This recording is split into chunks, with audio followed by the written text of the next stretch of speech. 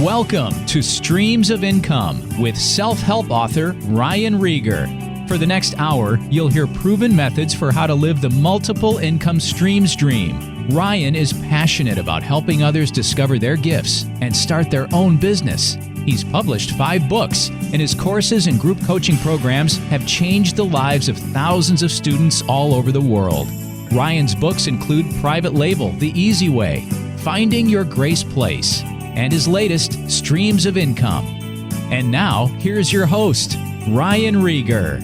Hey guys, welcome back to the Streams of Income radio show. I'm your host, Ryan Rieger, and today we're chatting with David Graves. He's actually a friend of Stephen Hibbert, who is often my co-host, and Stephen's on this as well. Stephen knows David from church. And so yesterday, Stephen and I had a call, and we were talking about just how a lot of entrepreneurs, I think even me, we are very short-term thinking. We think about the next 6 months, next year, and what I need to do today, right now. And Stephen, I love having him around because he just always is thinking long-term, and he's challenging me to think, what does 20 years, 30 years from now look like? What does it look like? Stephen's about 10 years younger than me. Yeah, he's thinking about legacy. And I feel like I'm so focused, like looking down at like right now, the next step. And yeah, there's really, definitely place for that. You can't be so long-term thinking that you don't do anything today. And I'm such an action taker, but I tend to just think about like the next year, the next 2 years. And it's hard for me to think about 20 and 30 years from now. And so Stephen is awesome at that. And so in light of that, he said, we need to talk to my friend David from church. And so we did that. I believe he's in his 60s. He just sold a consulting business that he was a part of. And we just had a conversation about legacy, about what different stages of life, like in your 20s and 30s, 40s, 50s, and 60s, and the things that you think about, and how to have that long-term view of your life and your business and what that means for what you do today. It's fascinating. I learned a ton. Here's our episode and our interview with David. David, welcome to Streams of Income. So good to meet you. Nice to meet you. So you just came on, but Stephen was on a call with me yesterday, and he said, we need to talk to David. So I'm like, okay, let's do it. So that's why we're here. So I always, I love hearing people's stories. There's so much gold that comes from it. You learn so much from people's journeys. So tell us about yourself and how you got to where you are and what you're doing. Well, I recently sold my consulting practice to a new partner in our firm, and that was kind of a major changes in terms of stage of life. So I'm happy to tell you sort of how did I end up as a management consultant and all the years that went before that. Yeah. But yeah, the last few years, I was a co-owner of a consulting practice that focused on helping organizations to grow, very growth oriented. And our clients have been of two types. One were people who were having problems and needed to do something different in order to grow their business, often with losses in revenues and profitability. The other type of client are clients who are doing great and are thinking about what to do for the future, how to sustain the growth, how to expand into new areas. And so those are that's kind of the background of everything that we did. We grew that consulting practice from just myself and my partner and one employee to 20 employees. Wow. All full-time consultants and analysts. And how long did that take? I was going to say how many years, but I don't even know if it took you a year. Yeah, it's 7 years. 7 years. Yeah, wow. Yeah. We chose to grow. As growth consultants, we had to think about our own growth path. Yeah. And we chose to grow in a controlled way. In our particular sector, we had clients in different areas, but we tended to focus on education clients, colleges, universities, K-12 private schools, publishers, So the whole education sector, and there are some very formidable competitors in the space, like BCG and McKinsey.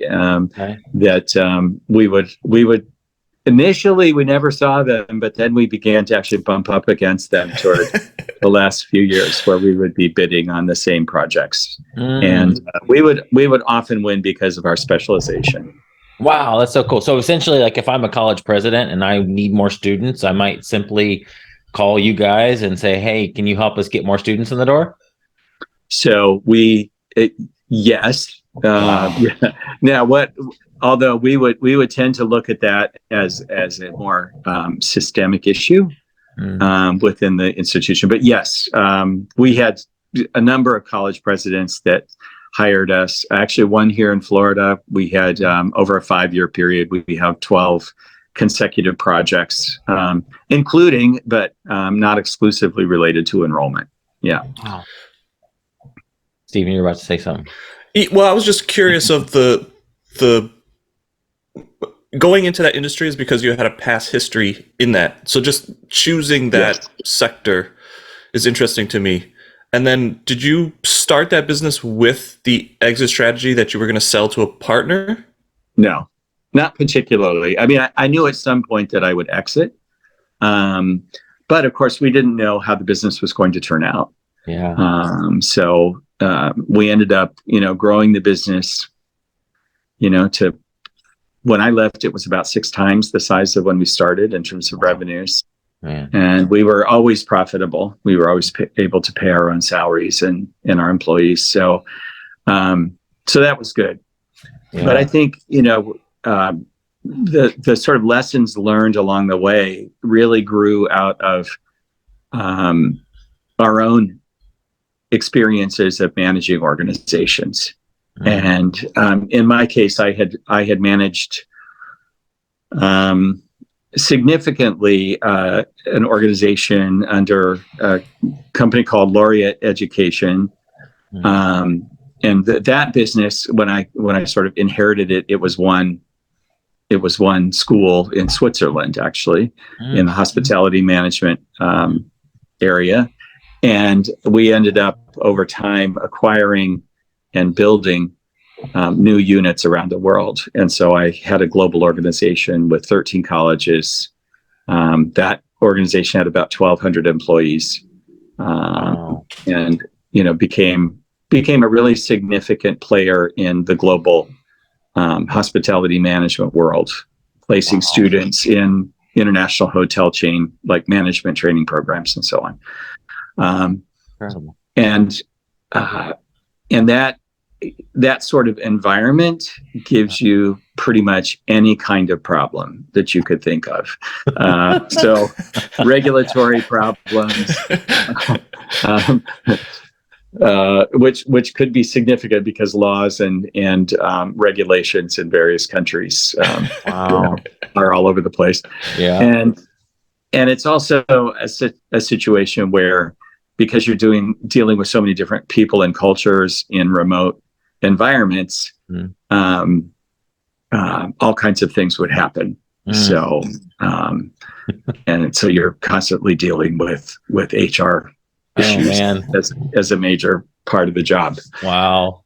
But overall, I think, it's also an opportunity to sort of think through, how do you create a system that works in such a diverse environment, and how do you sort of think through the main values that run through those businesses? And in the international education world, there are great players, and then there are a lot of players that are not great.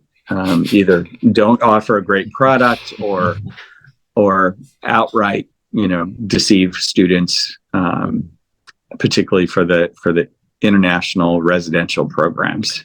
And so it's important to have high integrity, to be transparent, to have a set of values that you instill very intentionally across your management team, so that it then goes down into the organization. How long did you work for that company? And when you were exiting that company, did you know you were going to start this business? So so the first sort of tranche was 17 years with Laureate Education, which had started life as Sylvan Learning Centers, and my initial role with them is head of marketing for Sylvan Learning Centers, first in the U.S. and then globally as they expanded. And then actually, I left with the intention of joining a K-12 international group. And so I joined Nord Anglia Education and grew very quickly. I was with them for about 2 years. And that was a very high activity situation. We grew that business in a 2-year time frame from about 60 million in revenue to 220 million through acquisition primarily, and organic growth as well. So that was a crazy busy time. And at that point, I was like, you know what? I've hit 60. I'm traveling like crazy, and maybe this sweet little consulting business would be a nice change of life. Turned out that was busy too, but Wow. whatever. Did you real quick, thinking about like we've had a lot of people on that talk about niching down versus being broad and all that. So when you started the consulting business, did you immediately know from day one that it was going to be specialized in education? Yeah, it's a great question. My business partner and I were not entirely aligned on this. So the what I hadn't told you is before entering the education space, I was in the consumer products world. So spent my first 2 years out of graduate school I have an MBA, and first 2 years were with the Quaker Oats company, working on the Gatorade brand, and then working on frozen foods. Then I moved to the Colgate-Palmolive company. And spent 8 years actually focused on one brand, which is the Science Diet pet food brand. And then part of that was in the US, and then we moved to England, and I was involved in expansion of the brand in Europe. So I've always had this sort of international side and the consumer product sides. When I entered education with Sylvan Learning, it was taking the marketing skills. It was primarily what transferred from one industry to the other. And then I became enmeshed in the whole education world for 25 years plus. But I think the decision of the consulting firm really was to initially be broader than education, and we did do a number of things that were outside of the education world, including helping smaller businesses. We did some restaurant business support, and we did other things. But I think the background that both my partner and I had in the education field was natural. He has a strong healthcare background as well. And so a fair amount of our activity has also been directed toward the healthcare space. Yeah. There's a lot of similarity actually between education and healthcare, which nobody would ever think about. Really? Yeah. In terms of industry structure. Because you have a more corporate. It's highly regulated. And it's an information sort of opaque system for the consumer, and so there's a lot of unknowns when consumers choose healthcare providers and services. It's true in education as well, and that's one of the things that we work on with our clients always is how to become more transparent, how to become much more consumer friendly in the whole process of making a selection. Wow. I want to transition us a little bit. I was going to say, let's jump into the stuff we were going to talk about, but what were you going to say? Well, only because it's fascinating to me, because I feel like I've came straight from like 16 into being an entrepreneur. I guess most of the people I'm talking to are younger or people that have like started from a very young age to be entrepreneurs. I don't know too many people have transitioned from like having a more traditional going to school, getting an MBA, having some jobs, then going into something that's industry specific with education, and then at a certain point transitioning from that to go and start your own business and then have an exit from that. I'm sure it's happening. I guess I was never aware of it, but just thinking of things in chunks of time. I just came back from a cruise. I was talking to Ryan about just like, I'm always attempting to think of my future self. Would my 40-year-old self be happy with the choices that I'm making now? Would my 50-year-old self be happy with those choices? Last night I went to a men's group and it was very similar to that conversation. They were just thinking about in 10-year chunks. In the next 10 years, are there any regrets that you might have? In the last 10 years, is there anything that you feel like you've accomplished that moves you closer to God? Those two conversations with you and Dave, I think I wanted to kind of merge those two. Yeah. But I think it can be in a more business-minded pace, because I feel like this is a chapter for me that I'm going from one into another. And I'm spending a lot of time now thinking about like the next 5, 10, 15 years. And I know me and Ryan are constantly having those conversations. And you say I'm more of a visionary, but I think it's because I hang around a lot of older people and ask a bunch of questions and to go, oh, that's fascinating. How do I either avoid those pitfalls or lean into that? When I talked to Dave, like the first thing he said that really triggered my like, oh, I got to know him. He said acquisitions. And I was like, this is something I want to get into more. Let me ask a lot more questions about that. But the 10-year phases, I don't know if we should break it down to 10 years or just like thinking future. I'm interested in that. I don't know if this is an activity that you do, Dave or Ryan, but this is something that I have learned from older guys I think they were just asking me because they were older. They were like, we're 80, 90. What are you doing in your 40s? What are you doing in your 50s? I don't know if they purposely like sat me down and go like, this is an activity that you should be doing consistently, is like thinking future. Mm-hmm. But it has served me well. There are a lot of things that I saw happening that I was able to move towards. And there's a lot of things that just came out of nowhere that have knocked me off and I've readjusted. But the practice of, especially going on vacation, just like really focusing on thinking through. I think coming back from this cruise, I feel like way more refreshed and I have a direction versus like, I don't know what's going on. People are asking me what I'm doing. I'm like, I don't know.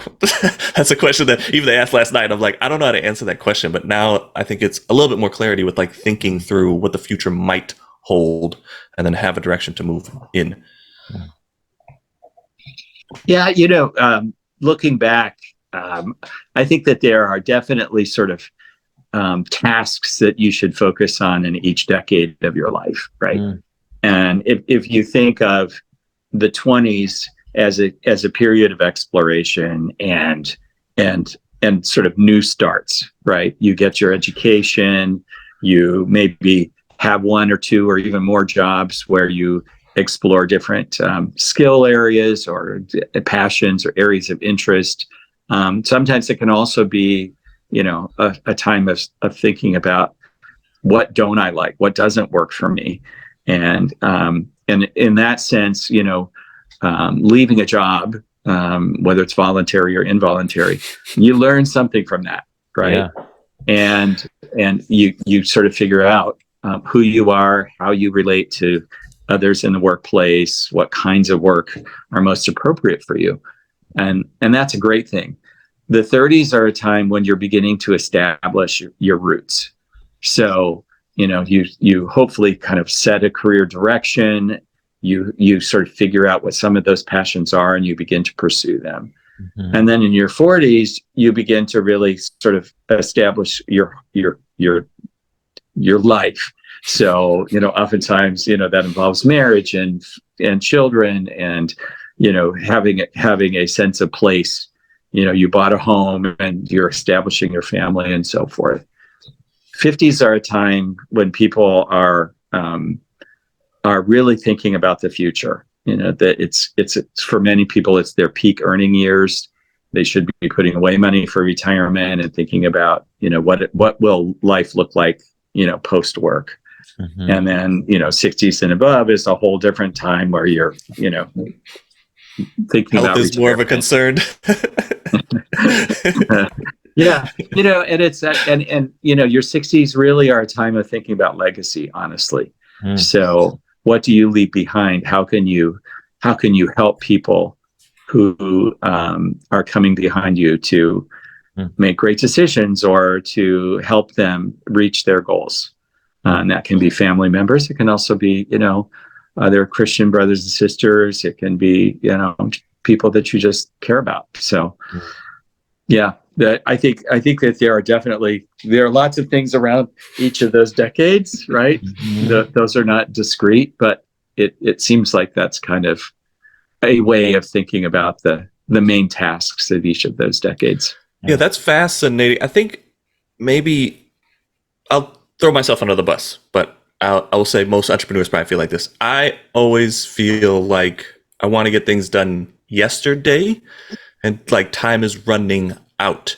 I don't know if I've ever heard it broke down like that, where it's like these are kind of by decades what you should be at least kind of close to. Because I feel now as I get closer to 40, I go, man, I must have messed something up. Like, how am I not reaching the goals that I want to reach? How did it not get to where I thought I'd be?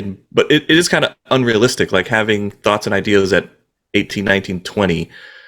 It's like wild to even think that I'd be able to do any of those things. But I mean, I've been on a wild road from sleeping in my car to where I'm at now is a huge like path. But I'm just like, I think the entrepreneurs is just like eager. Like you want to get these things done and you want to get them done as fast as possible. But having this broken down is, I think, even helping me just think through like, oh, I'm not supposed to have all this stuff figured out. And I am supposed to be relying on God more. And this is something I talked to Ryan about, is like, I constantly feel like I'm grabbing the wheel and just like, God is like, okay, buckle your seatbelt. All right, we're going to head forward. And then as soon as we get going, I'm like, all right, God, I know where we're going. Don't worry about it. I got it. It's just like, I feel like that's been a constant fight that I'm now in my 30s really trying to just go like, okay, if God is in control, how do I play my role? And even in church now, they're talking about like, God is working. How do you come alongside him and join him in whatever work is being done in the way that you are meant to, instead of like, I got the plan, I'm going to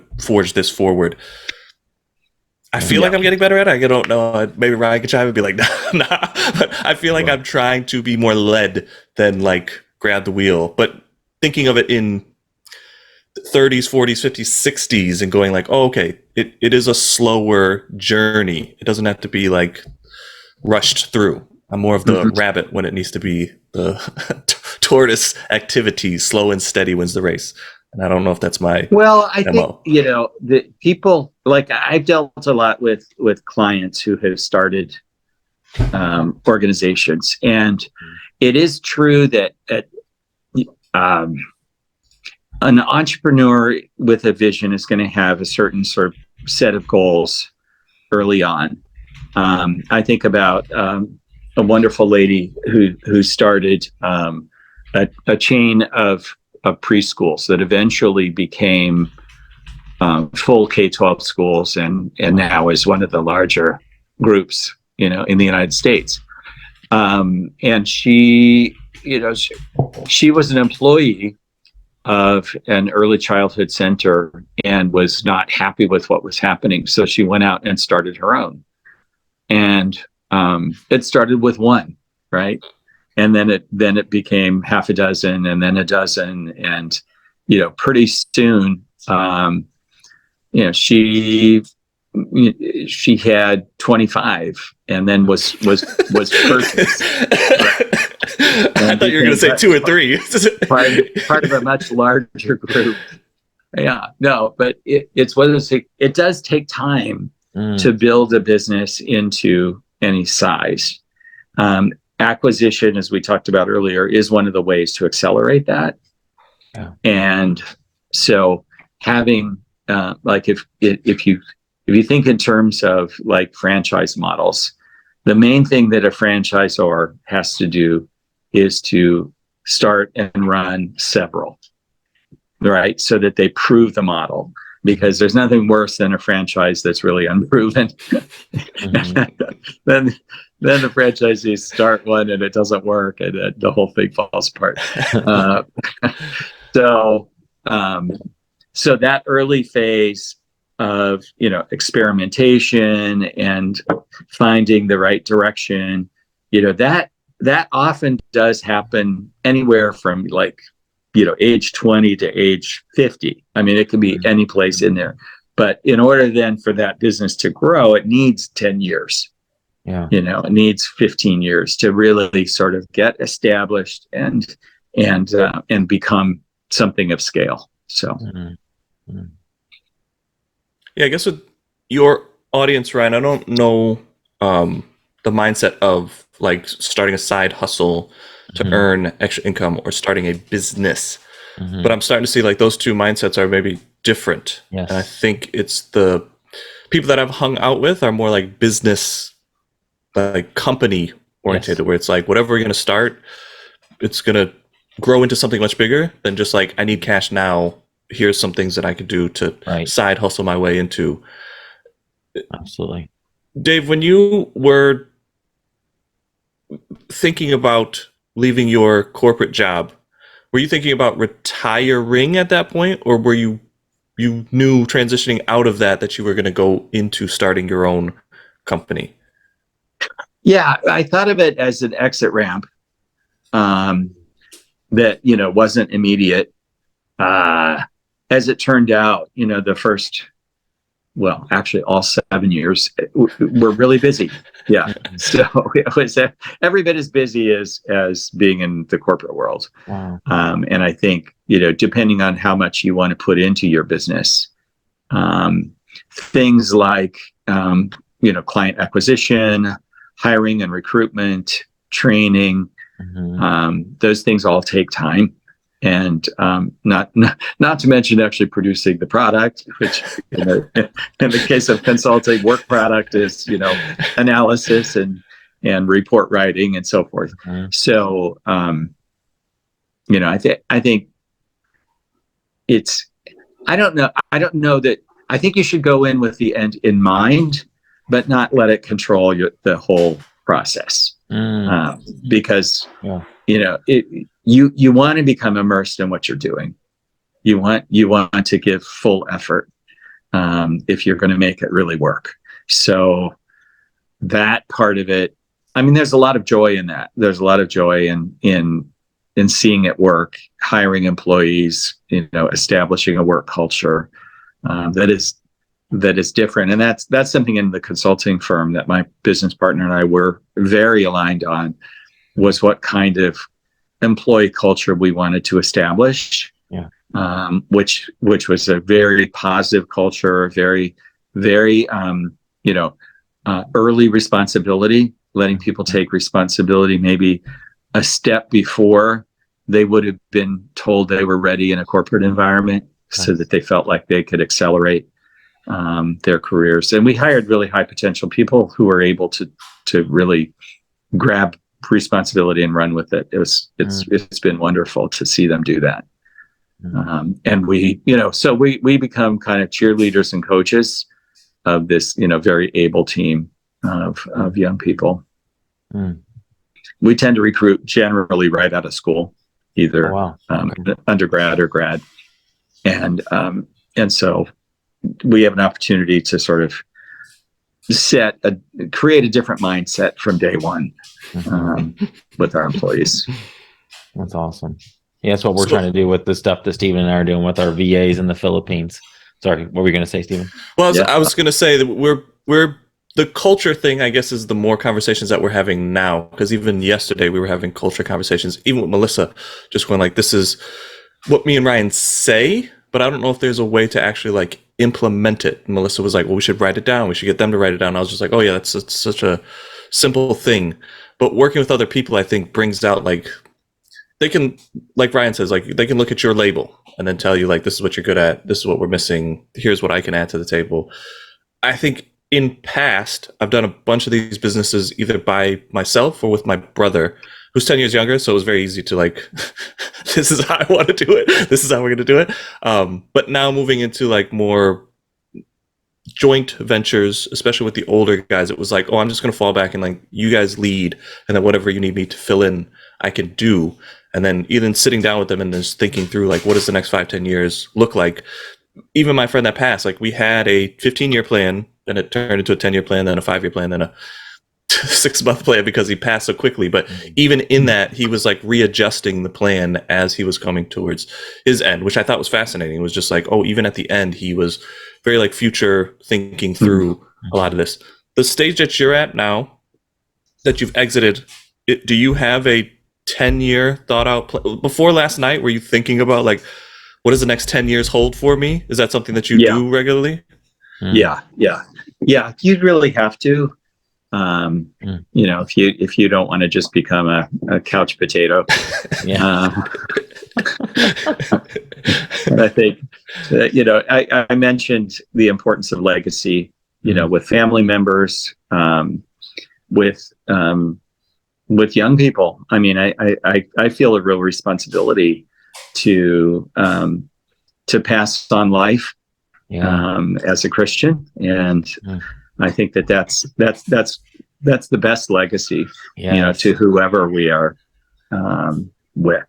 But at the same time, you know, there are financial things too that you have to take care of when you get to this stage. So you know, there's a need to do that as well. Yeah. What does it look like practically? What do you think the next 10 years look like for you practically, as far as a next business venture, or are you done, or what's that legacy look like with just what you talked about? What do you feel like a day-to-day, what your day is going to look like now? Yeah. Well, short term, we're actually involved in some real estate projects. Cool. And okay. Yeah, I am an Airbnb host.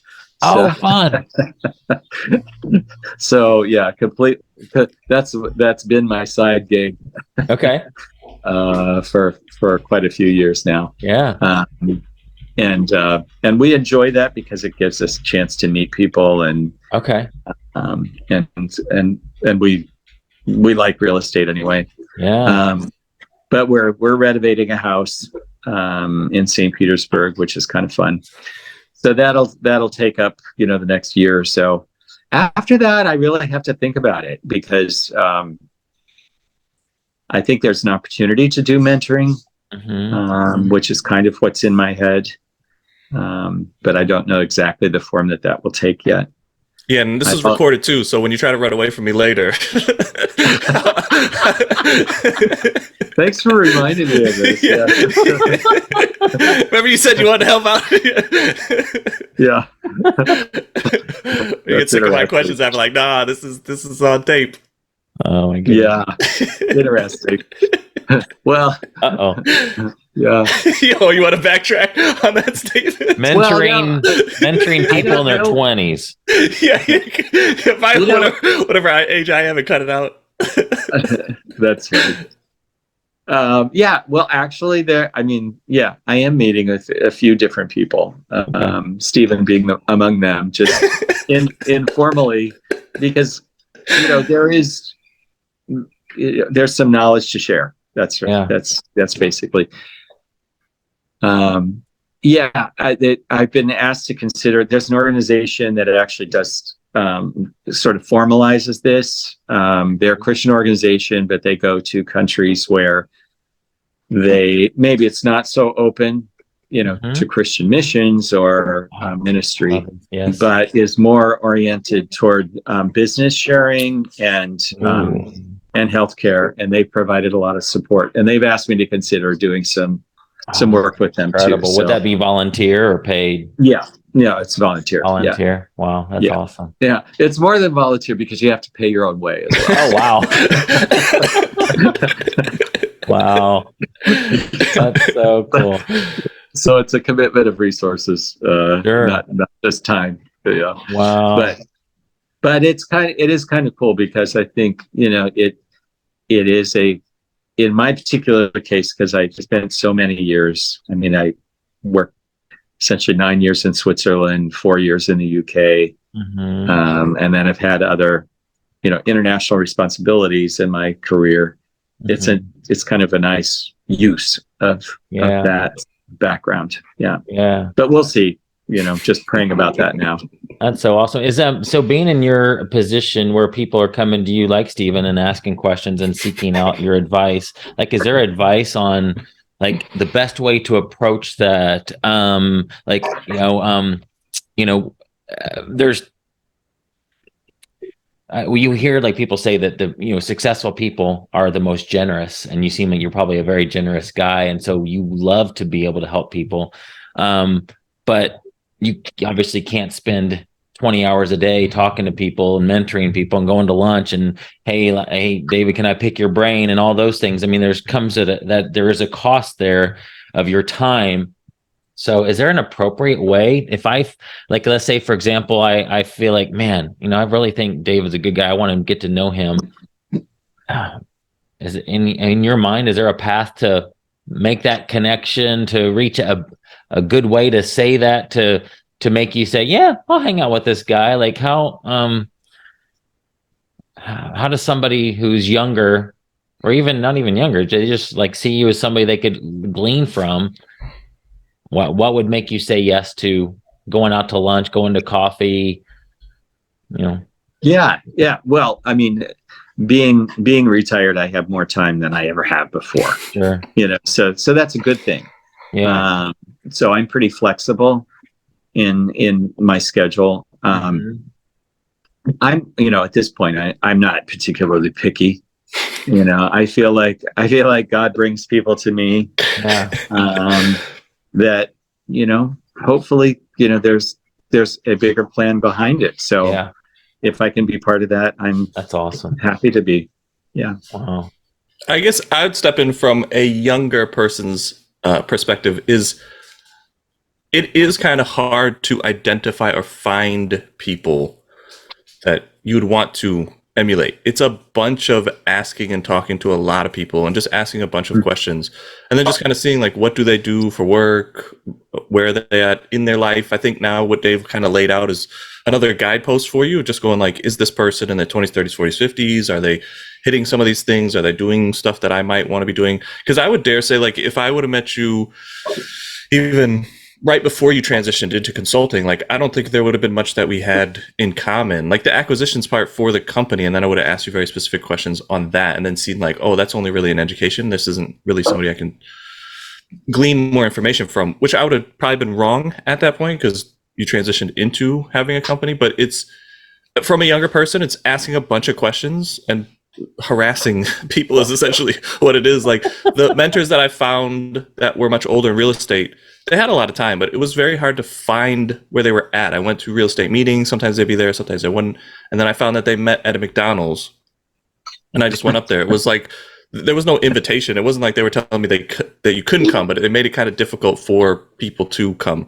Then I found out where one of them lived, and I just parked in front of his house. Like, it was probably very aggressive, and I don't know if that's something that I would recommend, but he was in his 80s, and I was like, I can drive him, like, whatever you need to do today, I can clear out the time to make it happen, to spend time with these people. So as a younger person, like, finding time for yourself to spend time with them, and you're going to get a lot of no's. You're going to say, Nick, my good friend that has passed, that we've done a lot of real estate stuff with, the first time I met him, he was like, no, I don't want to help you. I got projects that I'm doing. And I was just like, okay, where are you working? He was like, nah, nice try, because I saw what you did to Pete.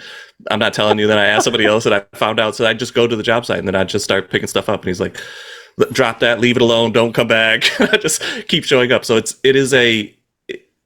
maybe difficult to kind of crack into some people, or even find the people that have the time, but I would highly encourage it, because it has probably been the most beneficial thing that I've ever done, is like get and find people that are older that can mentor you, or even if they don't feel like they're mentoring you, just like ask questions too, because it's been invaluable to allow me to like have a better thinking process for a future self of like, what is a reality that I could reach for at a certain age. Because even talking to Dave and just seeing that it's broken down into stages, now next time I talk, I go, okay, now that I'm here, what should the next 10 years look like? Instead of just like, what does it look like when I'm 80? Let's dial it back a little bit and go, what at 40s, in my 40s, what should I be doing? That's good. Well, I think that's great. And I think there's a responsibility of, and I'll put it in, Christian terms. Christian men are commanded to mentor the younger men. There's a responsibility, but it's way better than that. It's a huge privilege. And so I just look at it as God orchestrates these meetings, and there may be it may be easy to do, or may require a little bit of sort of coordination, but it's a joy for me. I love it and really appreciate it. Love it. David, I got to run and take my son to an appointment. I appreciate you jumping on with us. This has been kind of a different type of episode where Stephen last minute, hey, let's have this guy on. But this has been fascinating, and it's been a pleasure to meet you.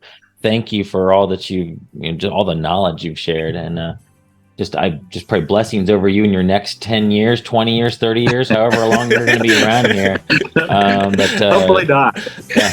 You don't want to be around 30 more. Trying to get away from me, Dave? Yeah. I'm tired of Stephen. God, please take me. Statistically speaking. All right. Well, I appreciate you so much. This has been a pleasure. Thanks for having me. Likewise. Thanks, Dave. All right. Take care. You've been listening to Streams of Income with self-help author Ryan Rieger. From right here in the Dallas Metroplex, Ryan teaches several entrepreneurial courses and group coaching programs to students all over the world. Be sure to listen next week at the same time for Streams of Income with Ryan Rieger.